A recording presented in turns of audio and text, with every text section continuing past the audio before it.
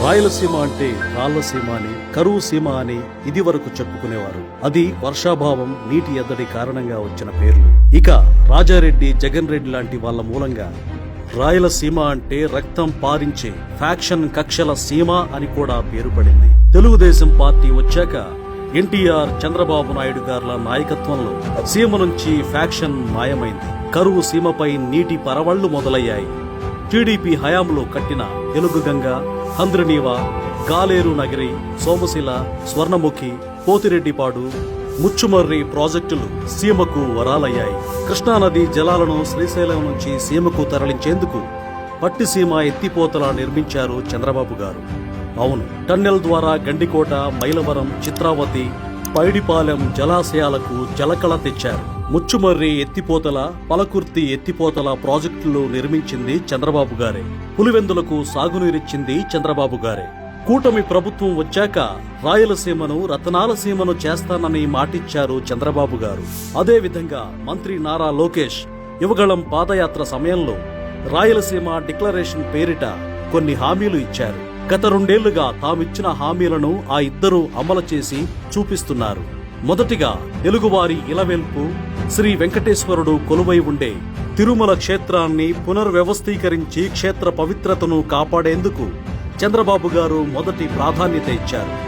సాగునీటి ప్రాజెక్టులు.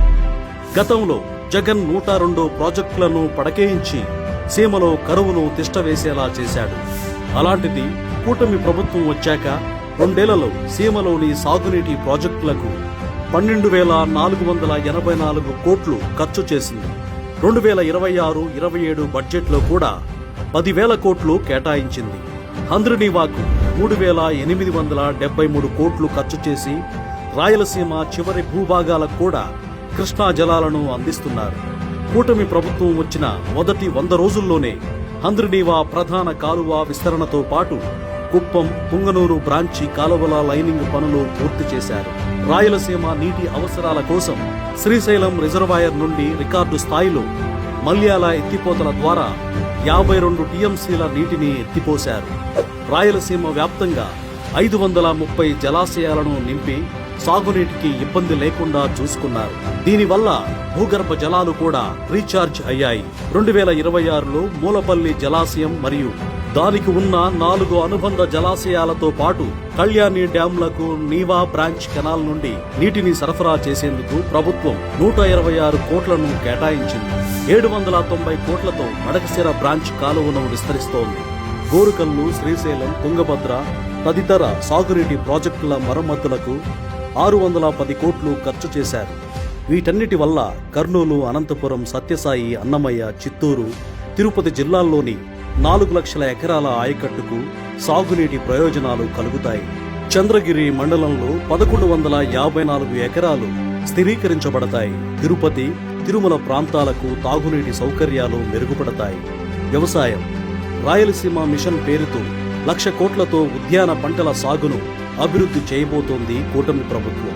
రాయలసీమను ఉద్యాన హబ్గా తీర్చిదిద్దే క్రమంలో 90% రాయితీపై డ్రిప్ ఇరిగేషన్ పరికరాలను, మరెన్నో ప్రోత్సాహకాలను ఇస్తోంది కూటమి ప్రభుత్వం. రాయలసీమలో 63% పంటలను మైక్రో ఇరిగేషన్ కిందికి తీసుకొచ్చారు. మైక్రో ఇరిగేషన్లో దేశంలోనే నంబర్ 1గా ఉంది ఆంధ్రప్రదేశ్. జలధార, జలహారతి. కూటమి ప్రభుత్వంలో జలధార, జలహారతి పేరిట రాయలసీమలో నీటి భద్రత కల్పించేందుకు నడుం కట్టారు. ఇప్పుడు ఈ జలధార ప్రాజెక్టు సత్ఫలితాలను ఇస్తూ దేశం దృష్టిని ఆకర్షిస్తోంది. అన్నమయ్య జిల్లానే తీసుకుంటే జిల్లాలో 2025 ఆగస్టు నుంచి డిసెంబర్ నాటికి 8.59 మీటర్ల వరకు భూగర్భ జలాలు పెరిగాయి. ఎండిపోయిన 20,000 బోర్లలో మళ్లీ నీళ్లు వస్తున్నాయి. ప్రతి చెరువు 25 నుంచి 50% నీటితో కళకళలాడుతోంది. తద్వారా ఉద్యాన పంటల సాగు 20,000 హెక్టార్లు అదనంగా పెరిగింది. 5 లక్షల ఎకరాలలో పశుగ్రాసం అందుబాటులోకి వచ్చింది. రోజుకు అదనంగా 1,00,000 లీటర్ల పాల ఉత్పత్తి పెరిగింది. ఒక్క అన్నమయ్య జిల్లా మాత్రమే కాదు, రాయలసీమలోని 20,000 చెరువులను జలధార, జలహారతి పథకం కింద నింపడం జరిగింది. రాయలసీమలో పేదల కోసం ప్రభుత్వ సంక్షేమ పథకాలు. తల్లికి వందనం 2025-26 విద్యా సంవత్సరానికి 16,46,438 మంది విద్యార్థుల చదువు కోసం వారి తల్లుల ఖాతాల్లో 2,867.54 కోట్లు జమ చేయడం జరిగింది. అన్నదాత సుఖీభవ 2025-26లో 3 విడతలు 2026-27లో మొదటి విడత కలిపి ఇప్పటి వరకు 17,35,032 మంది రైతుల ఖాతాల్లో 3,241 కోట్లను జమ చేయడం జరిగింది. ఆటో డ్రైవర్ల సేవలో 2025-26 సంవత్సరానికి గాను 74,184 మంది డ్రైవర్లకు 111.3 కోట్ల ఆర్థిక సాయం అందించడం జరిగింది. మత్స్యకారుల సేవలు ప్రతి ఏటా 2 నెలల వేట నిషేధ కాలంలో జీవన భృతిగా మత్స్యకార కుటుంబాలకు ఇచ్చే ఆర్థిక సాయం కింద గత 2 ఏళ్లలో కలిపి 3,157 మత్స్యకార కుటుంబాలకు 12.01 కోట్లు అందించడం జరిగింది. మౌలిక వసతుల అభివృద్ధి రాయలసీమలో మెరుగైన రోడ్డు రవాణా సౌకర్యాల కోసం 39,058 కోట్లతో 1,441 కిలోమీటర్ల పొడవైన 48 జాతీయ రహదారుల నిర్మాణం జరుగుతోంది. వీటిల్లో గత 2 ఏళ్ల కూటమి ప్రభుత్వ హయాంలో 12,684 కోట్ల ఖర్చుతో 504 కిలోమీటర్ల పొడవైన 16 రహదారుల నిర్మాణం పూర్తయింది. జగన్ హయాంలో నిలిచిపోయిన Amaravati Anantapuram green field express వేను తిరిగి పట్టాలెక్కించింది కూటమి ప్రభుత్వం. కడప, కర్నూలు ఎయిర్పోర్ట్ల అభివృద్ధితో పాటు కొత్తగా కుప్పం ఎయిర్పోర్ట్ నిర్మాణానికి సన్నాహాలు చేస్తోంది. కర్నూలులో శాశ్వత హైకోర్టు బెంచ్ ఏర్పాటు ప్రక్రియ వేగవంతమైంది. పారిశ్రామిక అభివృద్ధి రాయలసీమ వ్యాప్తంగా 4.63 లక్షల కోట్లు పెట్టుబడులతో 4.11 లక్షల ఉద్యోగాలను ఇచ్చే 239 పరిశ్రమలను ఏర్పాటు చేస్తోంది కూటమి ప్రభుత్వం. డ్రోన్ సిటీ కర్నూలు, అనంతపురం జిల్లాలలో 600 ఎకరాలలో డ్రోన్ సిటీని ఏర్పాటు చేస్తోంది. ఇప్పటికే డ్రోన్ సిటీ కింద కర్నూలు జిల్లాకు Algobotics, Drogo, Latrix, Sensel Maze, JDK Fly వంటి కంపెనీలు వచ్చేశాయి.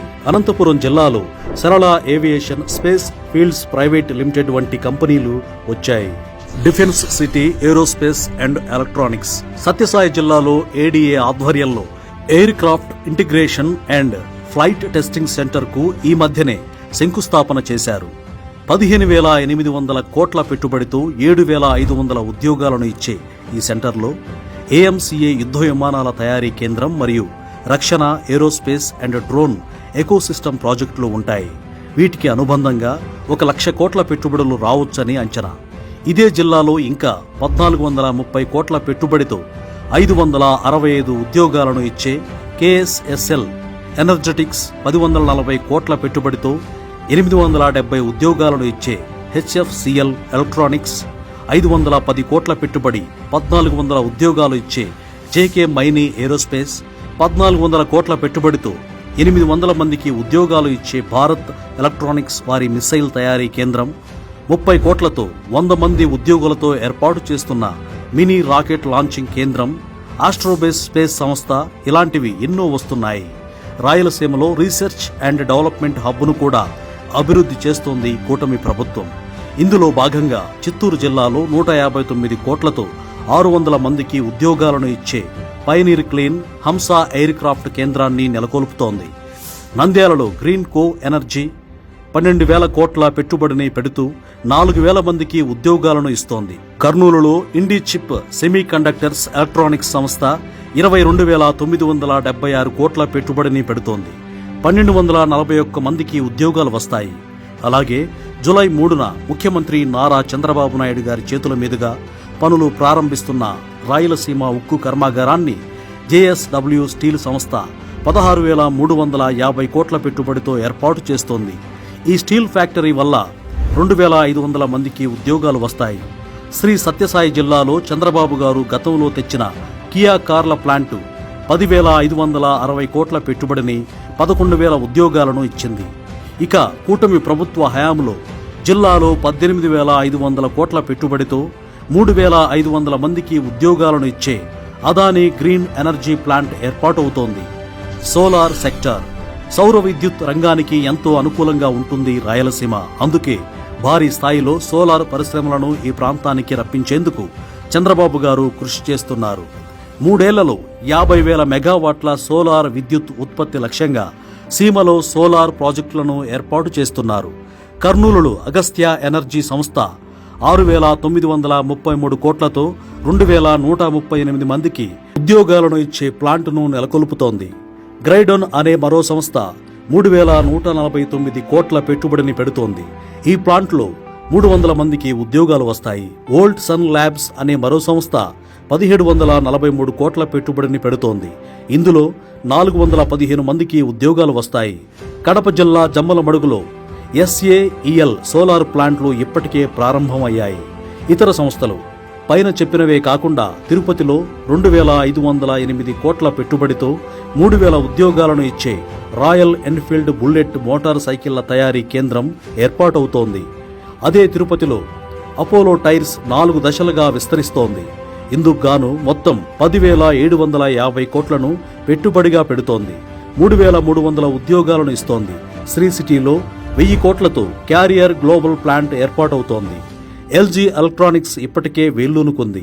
ఈ మధ్యనే కర్నూలు జిల్లా జొన్నగిరిలో అతిపెద్ద గోల్డ్ మైనింగ్ ప్రాజెక్టును సీఎం చంద్రబాబు గారు ప్రారంభించారు.